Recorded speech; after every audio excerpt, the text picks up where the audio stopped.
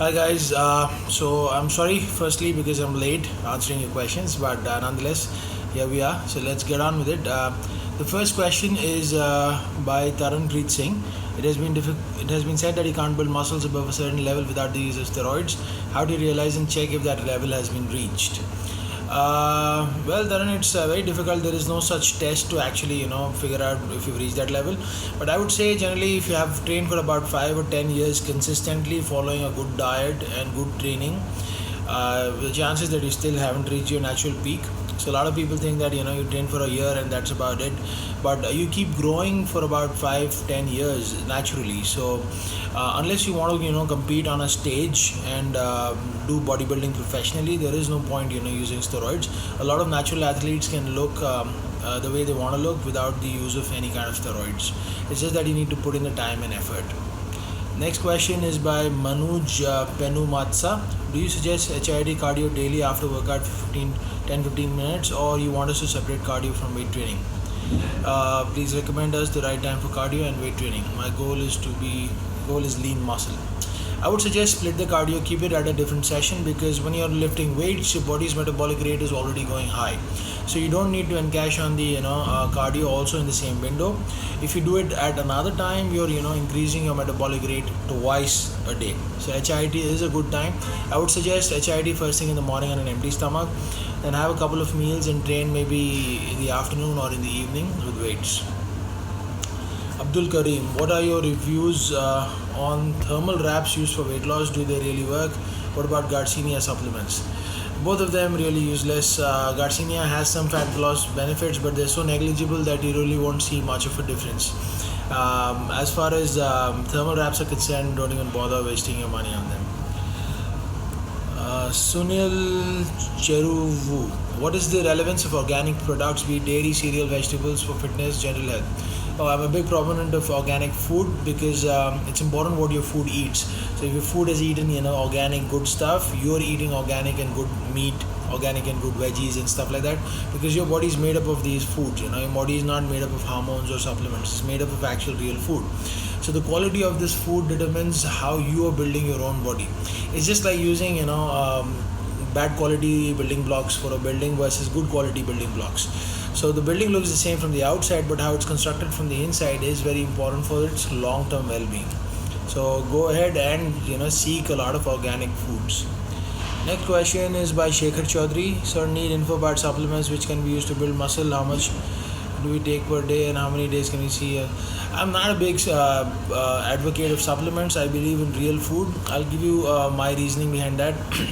A protein shake, the most popular supplement that people use, they forget to understand that protein supplements only give you protein. It has nothing else in it, But food, on the other hand, say if you've eaten a whole egg to get the same amount of protein, food is very, very nutrient dense. What that means is it has a lot of other things, not just protein in it, but a lot of other enzymes, cofactors, digestive enzymes, antioxidants, a lot of things that your body needs to be able to absorb that protein correctly. So now we are only focusing on the amount of protein that we're taking, and we dump in supplements into our body thinking that the body can use it. It won't be able to use it. The food actually does a lot more work than real protein. So to give you an example, a 50 gram whey protein powder will not work as well as a 20 gram whole food meal of protein. So eat more food products, because I've been through that. I've used a lot of supplements and then realized and learned that it's not the right way. So try to eat more food and keep only about 10 or 20% of your program supplemented by all these shakes and stuff. So if you must take something, I would suggest a high quality whey protein isolate like Zero or Isopure, and maybe one multivitamin. That's about it, nothing else. Abdul Manan, sir, I want to work with you. Email me your resume to info@kunalgir.com. If your application is good, I will definitely consider you. Imran Khan, Kunal, throw some light on man breast. as a lot of people, including fitness freaks, are suffering from it. Causes of man breast, hormonal effects, etc. Okay, now there is a word for man breast. It's called MOOBS, MOOBS. It happens because of excessive estrogen production in the body.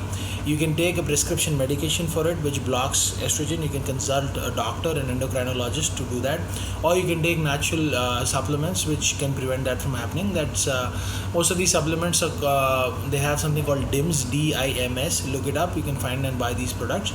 DIMS are also available in cruciferous vegetables like broccoli, cauliflower, etc. So try using them in your diet more. This will reduce the conversion of testosterone into estrogen. So when there is more estrogen production in the body, that's when the chest becomes puffier and when you develop moobs. Shrestha Goel, I'm unable to increase my bicep, been struggling from past year. Please suggest me what to do and how should I work on it. Lighten up the weights, don't lift very heavy. Lighten up the weights and feel the squeeze in your bicep and tricep. A lot of us make the mistake of going heavier and heavier while we're not feeling the exercise. Make sure that you feel the exercise properly and train your biceps at least twice a week. One session could be extremely heavy and the other session could be lighter with more repetitions. But mind it that both these sessions you have to feel the bicep work. Don't go so heavy that you're not feeling it. Alright? And yeah, remember to stretch your bicep and tricep as much as you can between the sets, and that will give you a lot of difference in the size. Vasan Ravi Teja, how long should someone continue to bulk? I know it depends on goal, weight, but let me put it this way. When will a gain in weight slow down? If it happens, one should start focusing on cutting or should change the workout regime. You can continue growing for a very long time. All you need is like mini diets in the middle which help you resensitize your cells to additional amounts of food. So I would say bulk for about 4 months and then clean up the diet for about a month. Do like a very low carb diet with additional cardio so that your body starts shedding out the fat, because if you've been storing too much fat during your bulking phase, it will become difficult for you to burn all of it at once at the end. So do a 4-month bulk, 1 month cut, 4-month bulk, 1 month cut, and then when you're ready with your size and you really want to cut, then you go on to a 3 or 4 month cut and you see what you've gained after that.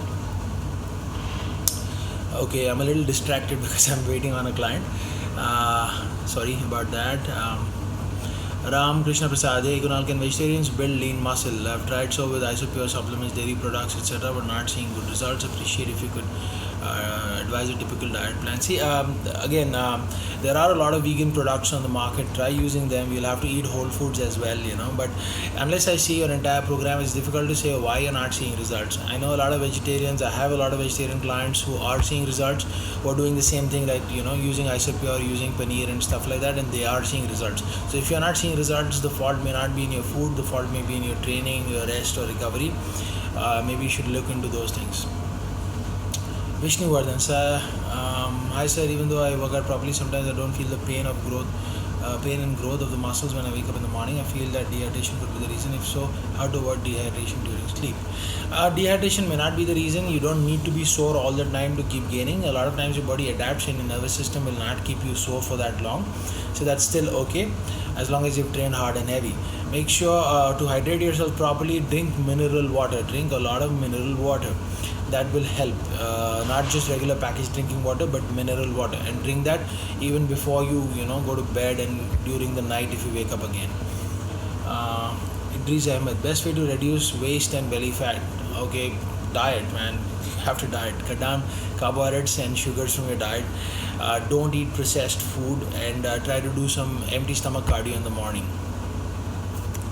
Sairam, I see many people taking whey protein supplements before cardio. Why do we need to do that?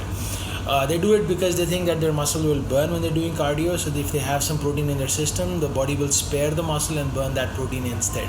That's the logic behind it. But if you've been eating every 3 hours, if you've been eating solid food every 3 hours, you don't need to do that, because the solid food digests and there is a slow time release of protein into your blood. So that will provide the protein that you need. You don't need to additionally add in another shake.